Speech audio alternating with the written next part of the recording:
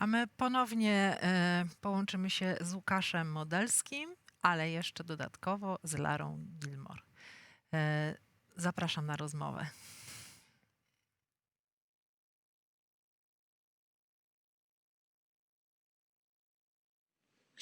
Well, I wanted to say hello, everyone.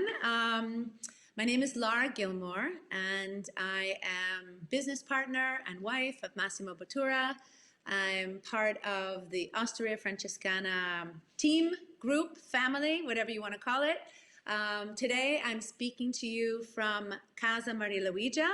Casa Maria Luigia is a 12-room bed and breakfast in the countryside, about 10-minute drive from downtown Modena. It's a project we started last year. I'm in one of our communal rooms here. It's called the Cocktail Room, with blue walls and artwork by some of my favorite female artists. So you'll see behind me an artwork by Annette Lemire, an American artist, and conceptual, very inspiring. And so I chose this spot to speak to you today because at Osteria Francescana, for those who know us, those who don't know us, we have a restaurant, we have this new B&B, we have other restaurant projects around the world, but more than anything, we always think of ourselves as a lab of ideas, of culture, of pushing forward the envelope, and not just about sitting down to have a meal. So that's me. I do a little bit of everything around here, from the gardening to communications to working with our team and our staff. I'm the mother, I'm the oldest one here basically, and so I try to keep everyone together under my wings. We are a big family, and I'm very happy to be able to share with you stories from the pandemic, stories from our past, and who we are. So, hello. Hello, Lara. We are happy to have you here, and thanks for this chat. And my question is, how do you cope with that right now when social isolation became something more than the notion, which rather became a reality, and those people you create refectorios for probably are not shuffling in. I don't know whether your refectorios are still open or not. How do you cope with that?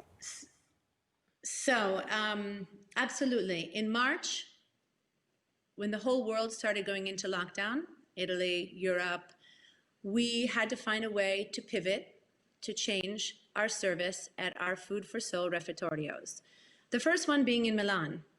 It was our first refectorio, and it's the closest one to us. We were no longer able to invite 80 people into our dining room to share a meal together. And so what we did in Milan is we kept the refectorio open all day long, and we were serving 10, 20 people at a time. We were serving a group of 10 breakfast at 9 a.m., another group of 10 a meal at 10 a.m., another group of 10 a meal at 11, another group of 10 a meal at 12, so that we were able to feed everyone over the course of the day, but bringing them in a little bit at a time. That's the way Milan changed. And we are still working in that way. Very little numbers, but keeping our canteen open more hours of the day so that we are sure that everyone not only has a meal, but has the same amount of time sitting at the table. They have that same feeling of being welcomed and brought around a table. Of course, maybe there's only 3 people at a table instead of 10 people at a table, but yet it's the gesture that's most important. It's that repeated gesture of welcoming someone, having them choose their chair, and serving them a meal. Other places are different. London, we were not able to do that. And so in London, we started meals to go. The most interesting thing about the meals to go, of course, we had a team in the kitchen that had to prepare them. And for the team in the kitchen, it's a group of our hired chefs, but also volunteers. And so some of those volunteers were even more in need than the people coming for the meal. They needed to be with other people. They needed to socialize. They needed to have something to do, and they wanted to help others. But it was the moment of the drop-off when our guests would come and pick up their box, sandwich, pasta, whatever we were able to serve them. That personal exchange was enough. A smile on your face, Hello, Rita. Hello, John. Hi, Marcus. How are you? This is your meal today. We've made this with love and care, and you pass it on to them. So I think also the distribution of meals can have its own dignity, even if you can't bring people into the kitchen. Paris, we did something completely different. Paris turned into an amazing pop-up restaurant all over the city.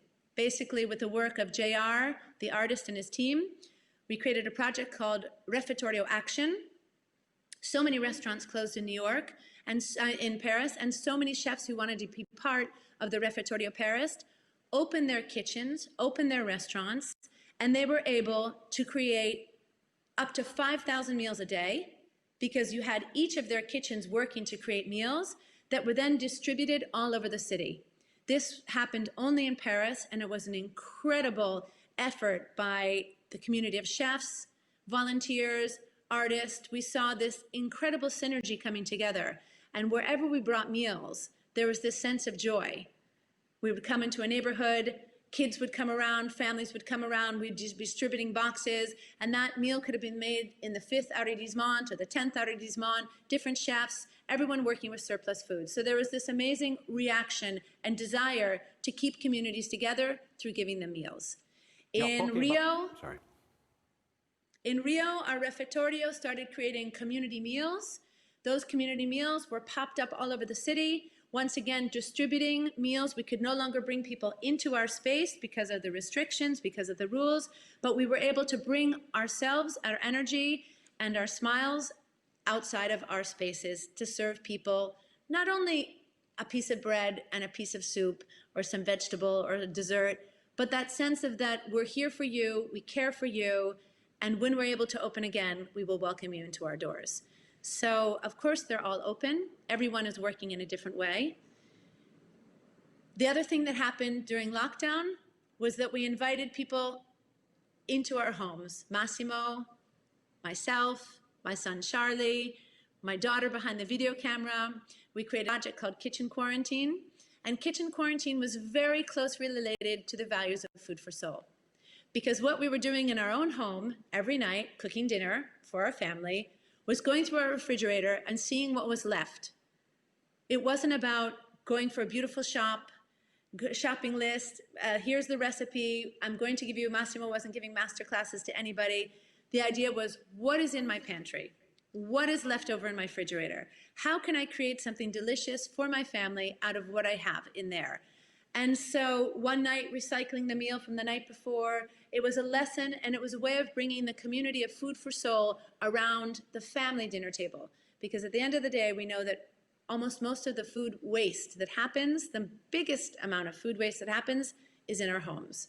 And so this was a rare opportunity for Massimo to be at home cooking, because he's never at home cooking, and sharing some of these skills and some of these ideas with everyone at home, and reminding them that there are people in need out there. Coming back to Paris case, you are talking about huge numbers. How did you technically, it's very interesting from delivery point of view, how did you technically manage to distribute these quantities of food? People in their own cars. It was very rock and roll. It was very, we had some trucks donated. When I say 5,000, I say that was the highest number we were able to do. I can't say that we did that every day. This project was speared by JR and a group of artists, very much connected to the culinary world in Paris. And it was all of our volunteers. Paris is one of the refettorios that has a waiting list, not of people who want to come and eat there, but a waiting list of people who want to volunteer. So many young people signed up and were waiting for a call of action. And so with our list of all the people who wanted to come and volunteer at Refettorio Paris, we started calling on everyone. Do you have a car? Can you help deliver? Can you get out of your house? Can you bring surplus food to this restaurant? Can you connect? And those volunteers that were on that list were people interested in food, in community, in social services, in taking care of others. And so in that time of lockdown and isolation, we gave people a task. We gave something for them to do in the 24 hours of their day that could improve someone else's life.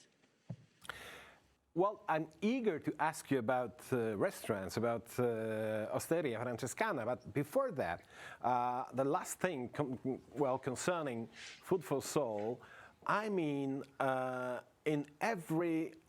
early March, you have opened a refectorio in Mexico, and Mérida, yes. Yeah, Mérida, and is it still working? Or you had to close it just after opening, or what's happening with that? Well, Mérida, Massimo, for every refectorio that we open, the first thing he wants to do is to be there for the opening. He wants to cook, he wants to share, he wants to bring his energy, he wants to bring chefs around the table. So that was very difficult for him to open a refectorio and not be able to be there. So we did a lot of Zooms with the team at the refectorio and the people there, and we started serving meals. Of course, Mexico went into lockdown a little bit later, so we were able to begin in March, and then we had to start serving meals outside of the refectorio. Now we've been able to bring some people in. None of our projects ever closed. They just had to change the way they're working. And so even in Mérida, Mexico, we had to change the way we're working. Maybe instead of serving 80 people, we serve less people, or we serve meals outside, setting up picnic tables, setting up areas where people could eat out in a safer environment. Most recently, in August, we began a project in Lima, Peru, with a group of restaurateurs, head by Diego Munez, and we're inside an old bullfighting stadium. It's called La Casa del Todos. And even there, the project is launched. We're raising money. Someday it'll be amazing. Right now, we're serving as many meals as we can in the simplest way, just to take care of people. So our values and the way we foresee our refectorios are always at the heart of it, even if we're not able to bring them in. What we are saying about Soul for Food is heartwarming, but it does not work like that with a regular restaurant, does it? So how do you cope in Osteria Francescana with pandemic, and what are new rules? Well, I have to say, the whole process for us has been an incredible learning process. I'm not going to say that, it's all been good. It's been very, very difficult. March 9th, we decided to close our restaurant before the government enforced closing of the restaurant, because we realized that our team, our chefs, our waiters were at risk of becoming ill, and we wanted to protect them. We wanted to protect our group. And so we made a closing, and Massimo made it live on Instagram, the announcement.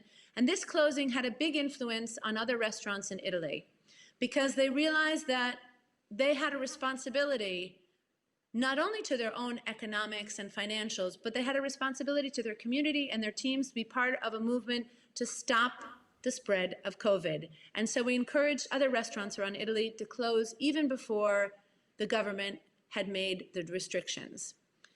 When we reopened, we decided to reopen 2 weeks after it allowed us to reopen, because once again, we wanted to protect our teams, safety, have also our guests, make sure that they were in every way taken care of, new air systems, less tables, whatever it is. But what happened between that closing on March 9th and the reopening on June 3rd is one of the most interesting things that we've ever lived through. Because, especially think about Massimo, for more than 25 years, every night has been working in a restaurant, except for his Sunday night off. All of a sudden, he was at home. He couldn't leave. He could only do some grocery shopping, spend time at home. After he put his record collection together, he needed to find something else to do. But more than anything, we realized that we had a very precious time to think, to be quiet, to be still, and to also dig down deep in our creativity. And so we connected with all of our teams, our wait staff, our office teams, our culinary teams, and we started working on new projects virtually. We started working on a brand new menu for Osteria Francescana based on the Beatles album, Sgt. Pepper's Lonely Hearts Club Band, because the Beatles were at the top of their career and they decided to go to India to have a new experience. Massimo said to the team, you're at home, you're at your family's house, you're in your apartment, but you have to imagine that you're taking a journey somewhere in your mind and bring out the creativity. And everyone in our team had to come back with a new recipe to work on. And so our menu now, with a little help from my friends, is based on all these recipes that came out after 3 months of talking and Zooming and sharing recipes from all of our team, everyone trying to bring out their own individual diversity from whatever country they're from. And so this was a way of keeping our team together. Fortunately, we have money put aside for emergencies. I think every restaurant has to be very careful when they make investments, also to put money aside for emergencies, because emergencies always happen. You know, your water can break and you're closed for 10 days. But, you know, we had to really think about how to pay everybody. No one was fired. No one on our team was sent home or fired. It was very important for us to keep everyone together.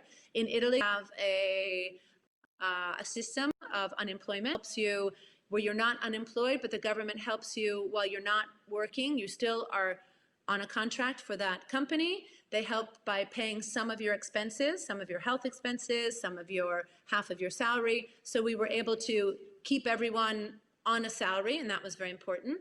Franceschetta, our bistro, started doing takeout, and they did a takeout where it was a do-it-yourself. The fun thing about Franceschetta is that you would order a plate of pasta dish, and you would be delivered the pasta to cook at home in 10 minutes with instructions, and then the sauce on the side to heat up, or something to chop and put into the sauce. And so there was a way of not only you having a Franceschetta meal, but also participating, kind of like IKEA when you're putting together your cabinet or your desk or your bed. And this became very fun. It was entertaining, so entertaining that we had requests, we're in Modena, to send boxes to Milan or to send boxes to Rome. And now, with the new restrictions, we're repeating this action again with Franceschetta. We have a pop-up this weekend. You order ahead of time, and everyone is going to get served these do-it-yourself boxes, pasta, first courses, meat courses, antipasti, incredible salads. Everything comes in its own container, and then there's instructions of how to put together again. So that was fun for us and creative for the team, and kept everyone working together and brought in a little bit of business. Of course, not the same as having your restaurant open. Casa Luigi, of course, had to close. No one was going to come and sleep because no one was traveling. And so we worked on other projects. We worked on our vegetable garden, and it became twice as big as it was the year before. We worked on a brand new menu for a brunch that we had never served before. And so this summer we had an open brunch, cooking everything from a wood-burning oven.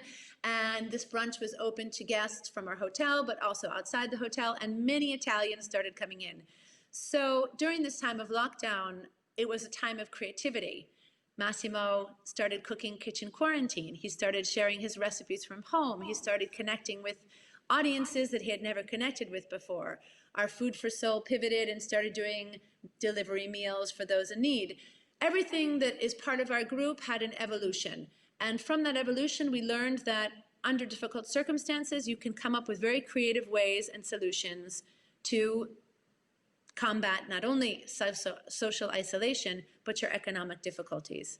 You have to believe in the future in order to make the future. And so we always say that in our future, there's going to be more future. It's all about believing and taking one step at a time. And what if it lasts 6 more months? Are we ready? Well, I mean, right now, today, tomorrow, Saturday, Sunday, I don't know what's going to happen, but in Italy, most likely, things are going to close down completely. Our restaurant is closed in the evening, so only open for lunch right now. I've never understood this sort of regulation, like you can serve lunchtime, but you can't serve at dinner.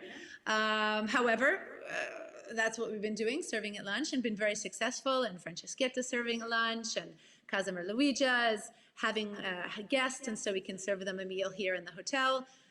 Are we good? What happens if we're going to be closed for 6 months? Something's going to happen. We're going to come up with an idea. People have to eat. People want to be inspired by chefs, want to share around the table. Maybe it's going to be virtual cooking classes. Maybe it's going to be more deliveries. I don't think we're going to start putting our heads under the sand and worrying about what's going to happen 6 months from now.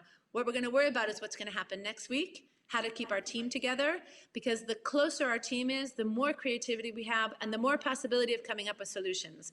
They're not my solutions, they're not Massimo's solutions, they're collective, working together to find a way to get through this moment. 6 months, let's hope it's not 6 months. Let's hope it's just 2 or 3. But we'll get through it, we have to. There are no alternatives. We're in this business. I'm not gonna change and become an electrician. We have to support each other. We have to also believe that there's a future for tourism, whether it's in Poland or whether it's in Italy or whether it's in the United States. There's curiosity out there. People want to be together. What we saw in the 3 months between June and September was this great desire to be around the table again. What we saw is that people were not afraid to go into restaurants. We're not afraid to come to our hotel. We're not afraid to see each other. We took different measures. We were wearing masks. But there's this need to socialize and be with each other. And around the table is one of the most beautiful things we can do as human beings. So I don't think that will ever go away, even if there's a closing of restaurants for 1 year. After that closing of 1 year, there's going to be a huge celebration. We'll find a way, whatever it is. I'm very faithful.